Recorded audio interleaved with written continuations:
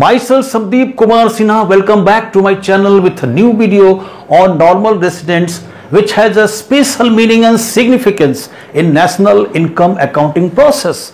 Because during estimation of national income, incomes of normal residents only generated or earned is included. Therefore, let us start with the meaning first.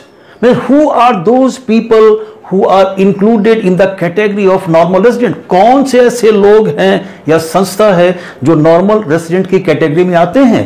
क्योंकि जो भी income उनके द्वारा generate होगा या वो कमाएंगे, उन्हें ही हम इंक्लूड करते हैं जब भी नेशनल इनकम कैलकुलेट करते हैं.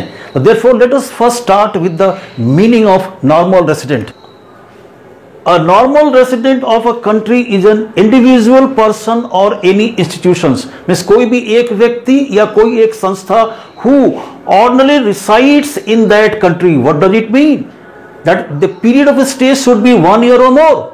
And second one is whose center of economic interest lies in that nation.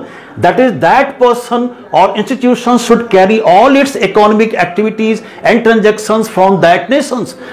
The two conditions are to be fulfilled for becoming a normal resident of a country. दो शर्त जरूरी है किसी भी व्यक्ति या किसी भी संस्था को नॉर्मल रेसिडेंट कहने के लिए. Number one, period of stay should be 1 year और मोर. मतलब वहां पे स्टे का पीरियड उस देश में उस व्यक्ति का या उस संस्था का लोकेशन 1 साल या 1 साल से अधिक होना चाहिए. लेकिन ये शर्त जो है 3 लोगों पर लागू नहीं होता. Number one, that is students of that nation going abroad for higher studies. अपने देश का कोई भी छात्र अगर विदेश में पढ़ने जाता है, भले वो जितने साल रहे, 1 साल 2 साल 4 साल, उस पीरियड तक वो उस देश का नॉर्मल रेसिडेंट होगा जिस देश का वो नागरिक है. Number two, that is patients of resident country treated abroad. कोई भी हमारे देश का व्यक्ति अगर बाहर गया है इलाज कराने के लिए फॉर बेटर मेडिकल ट्रीटमेंट, तो they are also treated as normal resident of that country, भले वो 4 साल 2 साल 5 साल बाहर रह ले. And number 3, that is residents of the country on foreign tour for conferences, for sports, travelling etcetera. किसी भी पर्पस के लिए अगर बाहर जाता है कोई भी व्यक्ति, तो जितने भी पीरियड के लिए बाहर जाता है वो नॉर्मल रेसिडेंट उसी देश का कराएगा जिस देश का वो नागरिक होता है. Now the second condition is the person और the institution should carry all its economic activities and transactions from that country. That is, earning, spending both should be there in that country of the institution or the person. ये दूसरी शर्त है कि कोई भी व्यक्ति या संस्था जो भी होगा सारा अपना इकोनॉमिक एक्टिविटीज उसी देश से ऑपरेट करेगा. Now these two conditions should be fulfilled for becoming the normal resident of a country. Normal resident में कौन कौन लोग इंक्लूड होंगे, कौन इंक्लूड नहीं होंगे, कैसे तय करेंगे, कौन कौन सी बातों का ध्यान रखना जरूरी है. Now let us have a look at all those points. Point number 1, normal residents include both individual persons and institutions. मतलब इसमें कोई एक इंडिविजुअल व्यक्ति और एक संस्था दोनों शामिल है. कोई एक व्यक्ति सिर्फ नॉर्मल रेसिडेंट नहीं होता, संस्था भी नॉर्मल रेसिडेंट होता है. Number 2, second point, it includes both nationals. Nationals का मतलब any person holding the citizenship और the passport of that country in which the person resides. And the non nationals means foreigners कहते हैं, विदेशी जो वहां रहता नहीं है, दोनों शामिल होता है. मतलब इस नॉर्मल रेसिडेंट की कैटेगरी में देसी विदेशी दोनों लोग शामिल होते हैं, जो वहां रहते हैं, जो वहां के सिटीजन्स हैं, रेसिडेंट्स हैं, और जो वहां विदेशी हैं उस देश के लिए, दोनों इस कैटेगरी में आते हैं, नॉर्मल रेसिडेंट्स की कैटेगरी में. मतलब एक foreigner can also be the normal resident of that country if both the conditions are fulfilled, even though he or she is not a citizen of that country. अगर वो उस देश का नागरिक नहीं भी है और अगर दोनों शर्त कोई भी विदेशी पूरी करता है तो उसे भी हम उस देश का नॉर्मल रेसिडेंट कहेंगे. Let us take some examples. Example number 1, that is John, a person that is an American citizen. वो एक अमेरिका का नागरिक है, मतलब इंडिया का वो नेशनल नहीं है, इंडिया का सिटीजनशिप होल्ड नहीं करता, इंडिया का पासपोर्ट होल्ड नहीं करता, मतलब इंडिया का सिटीजन वो नहीं है. But the person John is living in India for 5 years, means period of stay is more than 1 year, and working there in Reliance Industries, suppose at posted at Mumbai, large industry में काम करता है, मुंबई में उसकी posting है, तो ऐसी स्थिति में हम ये जॉन जो होगा इंडिया का नॉर्मल रेसिडेंट कहलाएगा, even though John is not a citizen और national of this country. Now we learned that a foreigner can be the normal resident of the country in which he or she resides. However, all the foreigners cannot be said to be the normal residents.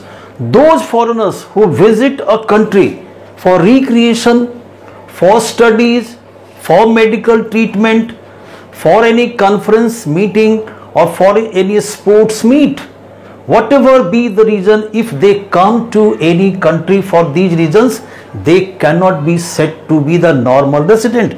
इन्हें हम normal resident नहीं कह सकते, भले ही वो उस देश में 1 साल से ज्यादा समय तक रह लेते हों, for any of these reasons. Now take then another example. Ram is an Indian by citizenship rules, lives in India, Bharat में रहता है, भारत का नागरिक है, कमाई भी वही है, खर्च भी वही है, means economic interest lies with India. Then this person Ram is said to be the normal resident of India. ये इंडिया का नॉर्मल रेसिडेंट होगा. इसका मतलब क्या हो गया, कोई भी सिटीजन्स जो भी हमारा होगा जिसका इकोनॉमिक इंटरेस्ट उसके अपने देश में है, उसे हम नॉर्मल रेसिडेंट ट्रीट करते हैं उस देश का.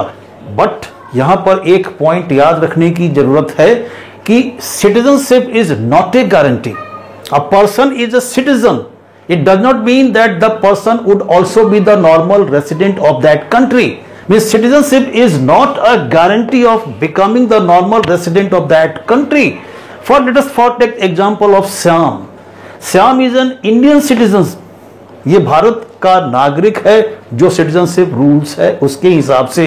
But this person Shyam is living in USA for more than 1 year, let it be 5 years. 5 साल से वो अमेरिका में रहता है, वही काम करता है, working in USA, that is earning and spending is there in the country USA. Means economic interest of Shyam lies with USA, not with India. And then in this situation, even though Shyam is an Indian citizen, is not said to be a normal resident of India. मतलब दो चीज यहां याद रखने की जरूरत है. कोई भी उस देश का नागरिक उस देश का नॉर्मल रेसिडेंट हो भी सकता है, नहीं भी हो सकता है. और सिटीजन मे और may not be the normal resident of the country, and at the same time कोई भी विदेशी उस देश का वो नॉर्मल रेसिडेंट हो सकता है, इवन दो वो उस देश का नागरिक नहीं है. Now the third point which is to be noted, that is international organization. Any international organizations like World Bank, IMF, World Health Organizations, UNICEF, International Red Cross Societies, they are not treated as the normal residents. Here it is to be noted, कोई भी international organizations किसी भी देश में operate करता है, वो उस देश का नॉर्मल रेसिडेंट ट्रीट नहीं होता जिस देश में वो ऑपरेट होता है. But one exception is there, staff of these organisations, जितने भी स्टाफ इसमें काम करते हैं इस ऑर्गेनाइजेशंस में, they are treated as normal residents of that country. Now the fourth point, local employees working in embassies house, that is foreign countries का कोई भी अगर एम्बेसी हाउसेज है located in their country, then those employees are said to be the normal residents of their country. मतलब जिस उनके अपने देश में अगर कोई भी फॉरेन एम्बेसी हाउसेज है और उसमें कोई भी वहां का लोकल रेसिडेंट काम करता है, तो वो उस देश का नॉर्मल रेसिडेंट कहलाएगा. जैसे for example Indians, suppose they are working in USA embassy in India, America का एम्बेसी इंडिया में है, उसमें एक कोई भारतीय काम करता है, तो वो भारत का नॉर्मल रेसिडेंट कहलाएगा. लेकिन कोई भी अमेरिकन अगर उसी अमेरिकन एम्बेसी में काम करता है जो इंडिया में सिचुएटेड है, तो it is not normal resident of India. Now the fifth point, that is border workers who cross the border daily और regularly in other countries to work. दूसरे देश में काम करने के लिए जो भी बॉर्डर वर्कर्स हैं जो रोज बॉर्डर क्रॉस करके जाते हैं काम की तलाश में दूसरे देश में, तो they are not treated as the normal resident of that country in which their work. जिस कंट्री में वो काम करने के लिए जाते हैं उस देश के नॉर्मल रेसिडेंट वो नहीं कहलाते, वो उसी देश के नॉर्मल रेसिडेंट होंगे जिस देश के वो नागरिक होंगे, even though they cross the border daily. Now the last one is officials, diplomats and members of the arm forces. जो भी आर्म फोर्सेज के मेंबर्स हैं, डिप्लोमेट्स हैं या जो भी ऑफिशियल्स हैं किसी भी फॉरेन कंट्री के, they are treated as the normal resident of their own country, that is the country to which they belong. जिस देश के वो नागरिक हैं वो उसी देश के नॉर्मल रेसिडेंट कहलाएंगे, भले ही वो किसी भी देश में काम करने के सिलसिले में दूसरे देश में जाते हैं, रहते हैं और 1 साल से ज्यादा समय से रहते हैं, फिर भी वो नॉर्मल रेसिडेंट उसी देश के कहलाएंगे जिस देश के वो सिटीजन्स हैं। तो that's all about the normal resident. फिर मिलते हैं अगले वीडियो में एक नए टॉपिक के साथ। Thank you very much for watching.